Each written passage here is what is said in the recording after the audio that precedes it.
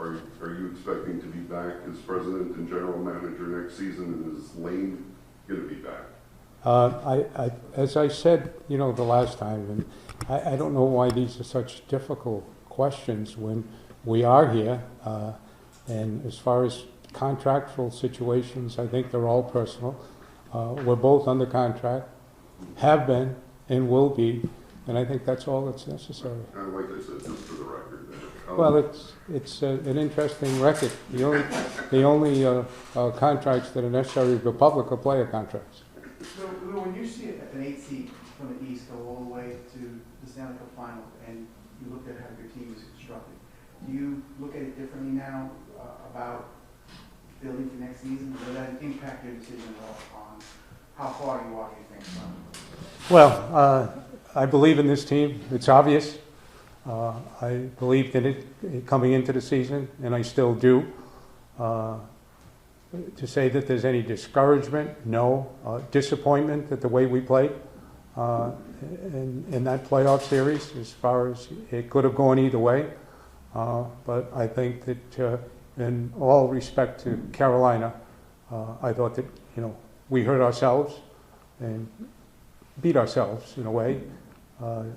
You can't go through a playoff and have specialty teams have, the lack of success we did during that.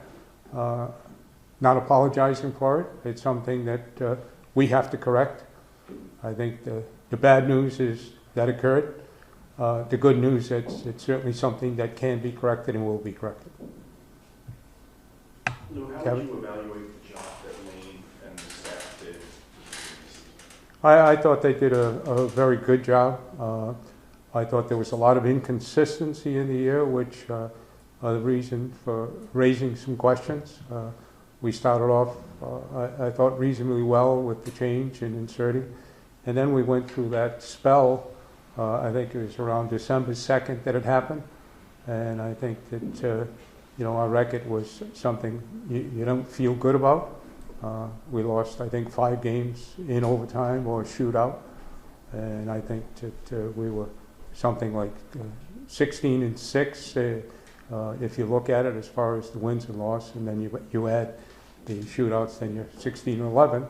But the good news is the recovery, and right after that stretch in the summer, in the middle of the season, I think we were 19-6 or 7 the end of the year. Of course, in that too, we had 3 overtime wins, so I want to be fair to both sides. We had 5 overtime losses, still with 5 points, and we did have overtime wins. And all of our overtime losses came during that middle spell of about 32 games. So it's fair to say that fans can expect the full coaching staff to return? I didn't say that, okay? I said that they did a reasonably good job, and certainly they will be back. As far as will there be changes, that's not something that I can assert to at this point. You kind of hinted around the specialties. Is the power play fixable with what you have in-house, or do you need to go out and get a specialist or add something to that unit? Well, I think all you have to do is go to the power play the year before, in the second half, and the success that they had with the same individuals on it. But you can always look for something better. You can always look to improve in every way whatsoever. I know it's a cliche, but if you can find a way to get improvement in any area, you do that. But you don't, change for the sake of changing by just subtracting. In your mind, how much does the roster have to change in time for next season? Do you expect this to be an active off-season, or do you expect most of these core players to be back there next season? Well, right now, the focus certainly is on the free agents that we have, with our goaltender, and certainly defense. And we have 2 free agent forwards. Certainly priorities, but certainly understand their situations in what they want to do and what potentially might be available to them because of maybe cap situations or all of the above. But I believe in this core group. I believe in our goaltending, certainly. And I think that sometimes we forget the four young core defensemen that we have in Pellick and Pollock, as far as the age that they're at, 27 years old, and two young players in Romanoff and Dobson at 22, 23. And that is a pretty solid core in that end of it. And our assets are in our defense. And then you go up front. I think that we're fortunate to have the 5 center icemen we have. When I say pure center icemen, certainly Matt Barzal was moved over to right wing, which I do agree and did agree with that movement. But we have the option to, if something should come about to make us better in a different situation, we could change the construction of our offensive lines and do different things. So we have flexibility. It's always better to have more center icemen than wings at any given time. Some can adapt that more than others. But these are things that will certainly all come during training camp as to what happens in free agency and who we have here, and where the development is in a couple of our younger players who we left in the minors, who I think are fairly close, but close isn't good enough until you get them in. So right now, I believe in this core.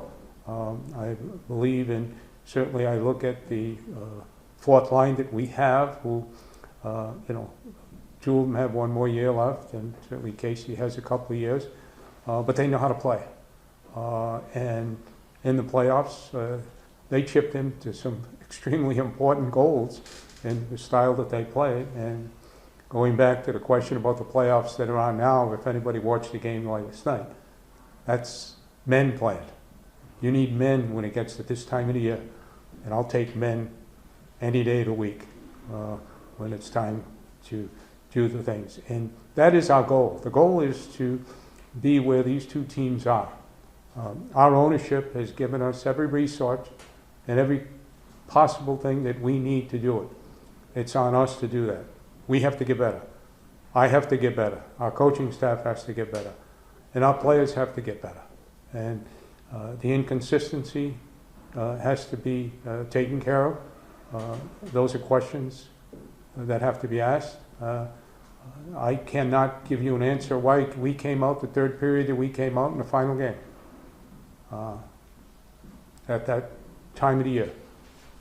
So yes, I believe in this group, and I would hope that they believe in each other the way I think they do, and it's our job to get it done.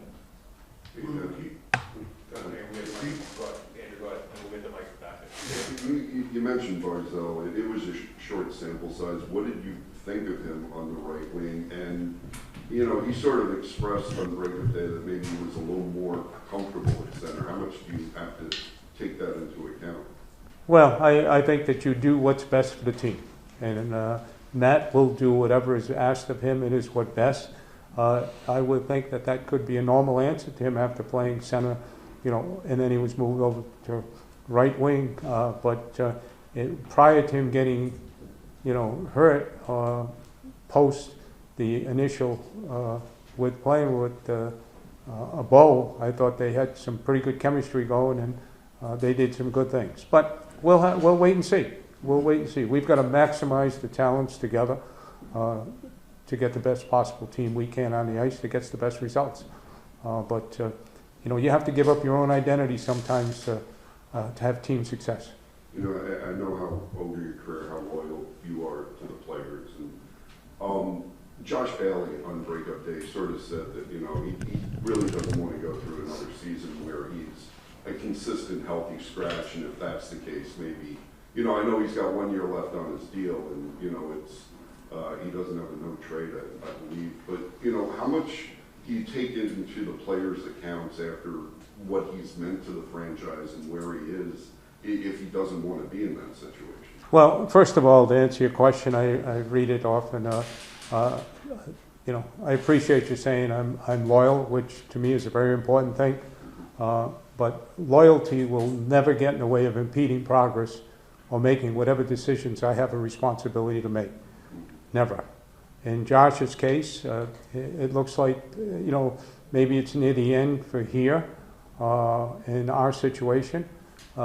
Josh and I have, I think, a man-to-man relationship as far as honesty, and we will work with him, whatever, to help him. But my priority is doing what's best for the team. Lou, where do you attribute, or where do you see Lane Lambert's ceiling going as a head coach in the NHL? And I guess what were some of the things that you saw from him in his first year that maybe really impressed you? Well, First of all, I don't think you ever know what a ceiling is of anyone, especially after just 1 year, whether it's a player in the league or whether it's a coach or whoever it might be, whether it's a manager. I think that one of the things that I respected and admired is that during the tough time, during that middle of the year, he kept a very even composure and kept a calmness, which I think was very important. And just regarding Zach Parise, just how important was he, I guess, to this team over the last 2 seasons? And I guess where the interest level would be, just maybe from your part, and having, bringing him back for another season. Well, how important he was and is, how long do you have, to listen? But right now he's just taking a step back and looking at what's best for his family and making a decision. We certainly want him back. We've told him that. We'll encourage him any way we possibly can. But I think each and every one of you who have seen him play enough knows what he brings. He brings not only tangibles but intangibles, not only to a locker room but on the ice. And he helps a person out like me that age is only a number. Last summer. How's that, Kevin? You like that? Andrew, did you hear that too? Yeah, I'm older than him. Lou, last summer when you signed Dobson, you said you need to see a little more from him before determining a long-term deal. What did you see from Dobson this year? Well, first of all, I think that too much criticism has been of Dobson. Look at his point production. Very similar to last year. And I think that we put a lot of high expectations on him. Maybe I did in signing him to a contract. But it's your second year, your sophomore year, so to speak, and people look at him and give him a little more attention. I think I've spent some time with him postseason, as recent as today, and he's in a great mindset. He knows what he can do to be better and will do that, and I have high expectations for him. I think he's going to be one of your elite scorer and defensemen in this league before his career is over. You spoke about Lane in the third period in that last game, but just in terms of slow starts, what can you think of or attribute to those during the season? Well, those are questions. Okay?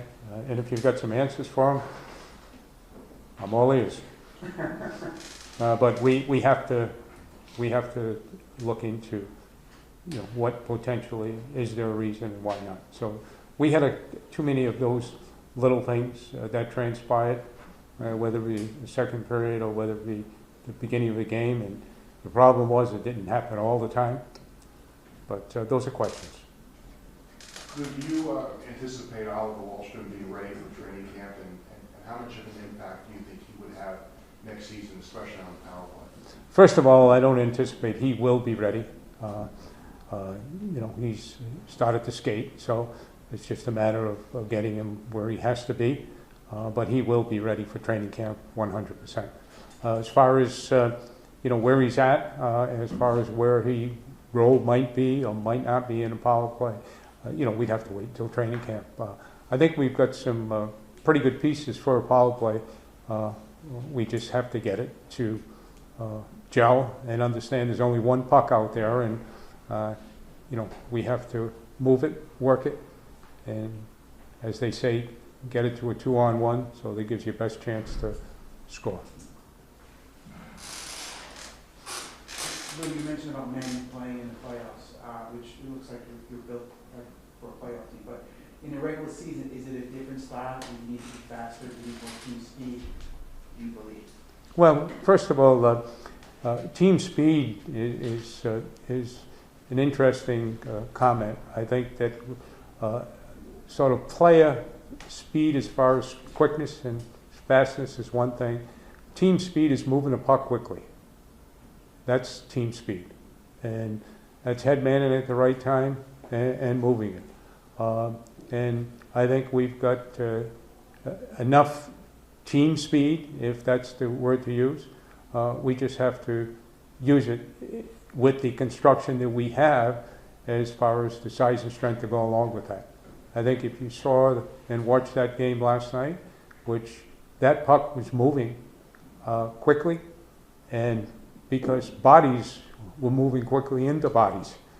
And as a result, I don't care how much athletic speed or athleticism as far as speed goes, you have to get through those open spaces.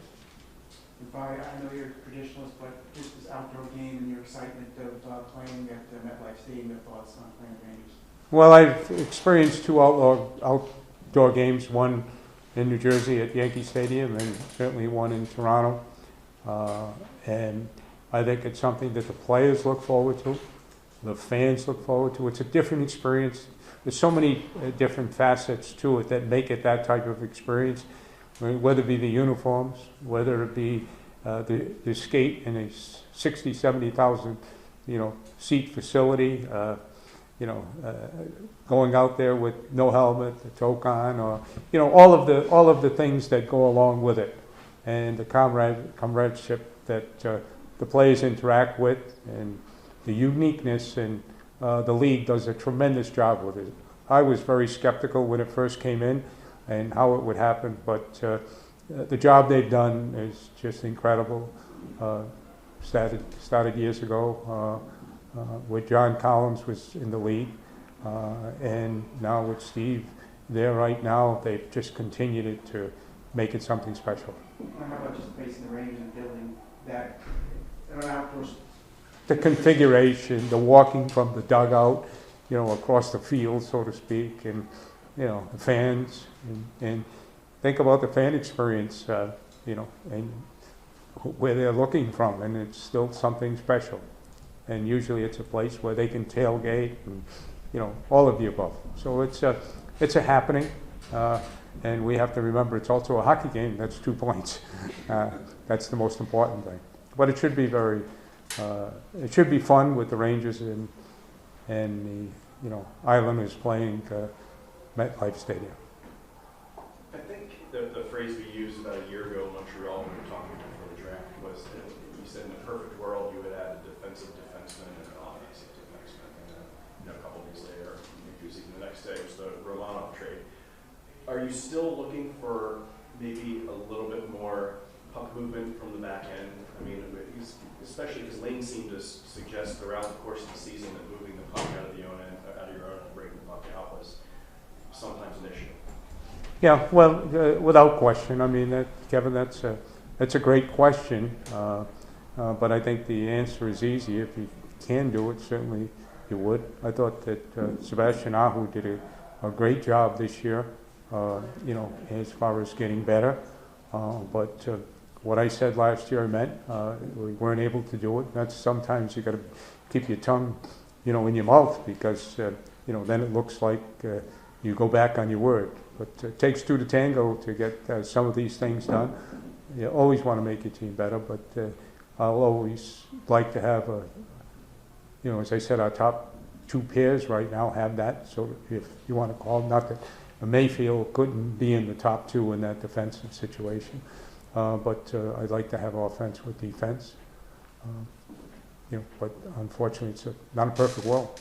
I guess, and related to that, and you mentioned his name, is there a path to re-sign Scott, or do you feel like maybe he doesn't be out of your price range? I thought I mentioned that, maybe I didn't.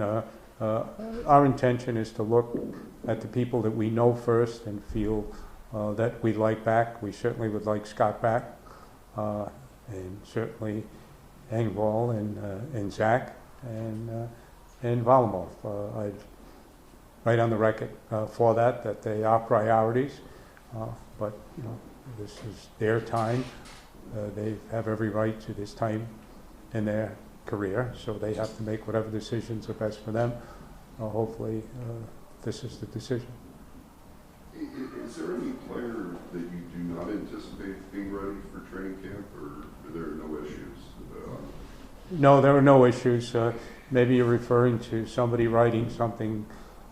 Kimber brought it to my attention that Romanov had a shoulder operation, which he did. It's been 4 weeks now since he's had it. He was 100% successful, and he will be ready for training camp. And unless someone has knowledge that I don't have, every player will be healthy for training camp. I think Gary said the other day that it now looks like the salary cap, it's only going to be $1 million increase, which at the start was, I think, what you were anticipating, and then there was some discussion it might be more. How difficult is it to navigate, first with only the $1 million increase, and then not knowing where you're going to be the following season? How do you structure contracts, without really knowing where the bar is? Well, I think that we've been a little better able to do that. What this situation, which it was under no one's control when the pandemic came in, it changed the world. But the contracts that you had done prior to that are the ones that sort of get in the way a little bit because you anticipated the cap off where the growth of the game was, and also what you got from the league and also with the union. So you do that, but we're all in the same position. All 32 teams have the same issues and the same problems, and you have to do it the best way you possibly can. But you certainly have that behind your head when you're doing future contracts. And that had a lot to do with signing, Romanov and, Dobson and even Ilya to get them into that so that, they're there for a few years and they get to a point when the cap increases where we all feel it will go. Since you brought his name up, I know you're not going to tell us about contract negotiations, but how confident are you that maybe something can get worked out with Ilya well in advance of next year? Well, we certainly would like to. We'll certainly work at it at whatever time it takes and effort. But it's, as you said, that's about all we'll have to say about it. How would you characterize this upcoming draft? Its strengths. I know right now you don't have a first-round pick. Is this a deeper draft that you feel like you can still get value in? Our scouts feel that it is a deep draft, but you never know. Actually, Chris and 6 of our scouts are at the combine right now, doing all the interviews, and we will be watching the testing at the end. And I have video of the interviews going on, Zooms in my office of the certain individuals that we potentially might have the opportunity to take at that pot to just get a feel for them as far as them as a person. So, until you get them, the scouts always feel it's a deep draft. They keep telling you keep all your picks, just that, But I think what we've tried to do with our picks, because of where we're drafting, we're able to make some acquisitions, and whenever you make that type of an acquisition and you do give up, say, a first-round pick, you've got to feel fairly comfortable that you might sign him if he's at the age that you can get a good 4, 5, 6 years out of him. And that's where the Peugeot came in. Romanov, to me, was a no-brainer when that came available because of how we knew him from the draft year, where we thought of him during the draft year. And there was a change in Montreal at that time and what their thought process was. So that we do over. We could never draft somebody, an 18-year-old, and have him in the NHL where he's at with already 2 years of experience at 21.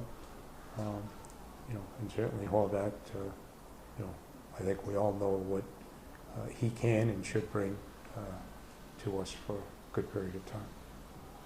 Other than Romanoff, were there any other guys playing hurt at the end of the year? Are you willing to share anything in terms of whether there were any off-season Well, injuries necessary? I think every team has a lot of people, Kevin, playing hurt, but no one of any substance that couldn't participate in the playoffs.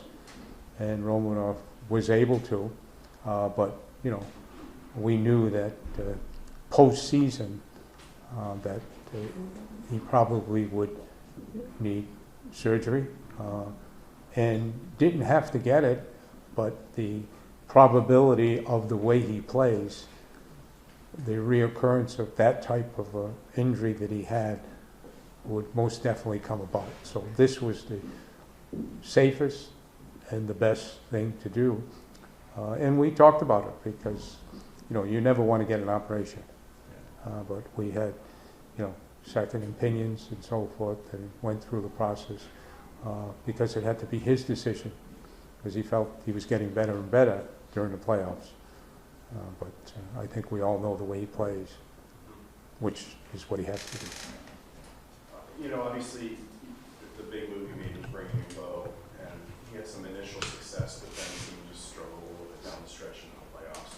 Do you attribute that to just a guy adjusting to his new surroundings and needing more time, or are you concerned at all that he maybe didn't have as much of an impact as everyone would have liked? No, I think that we know what we were getting in Bo. He was on a 50-goal clip, but we know of what he should be. He should be a 30, 35-goal scorer. And I think that what transpired when Matt got hurt, I think that we overused him. I think he played too much, but not second guessing or questioning the decisions to do that, because it necessitated, if you want, he was killing penalties, he was power play, 5-on-5, and taking every key face-off draw. And you have to be very careful when you send people out to just face-off draws, because they can get caught out there, and now it becomes a couple of minute shifts, and then the recovery period to get to the next one. So I think that we know what he should play under a normal situation, and now we know him better as a player too. So that's not a roundabout answer to your question. I have no concerns, but I wanted to give you a little bit of what I thought might have contributed to that. Are you confident if there is the decision to keep Barzal on the right with Horvat centering him, that there is within the organization say a bona fide left winger to really complete a dangerous scoring top line per se? I know you don't have to attribute numbers, but. Well, I'm never confident in anything until it happens. Do I feel that Matt can be successful at right wing? Absolutely. Do I feel that that will be the best decision once we get through training camp, when we have all of our people here, we see how the different lines can work and can't work? That's when I'll be able to give you an answer. But I have no question that he can do the job at right wing, and I have no question he can do the job at center. So it's just a question of what can and can't be done.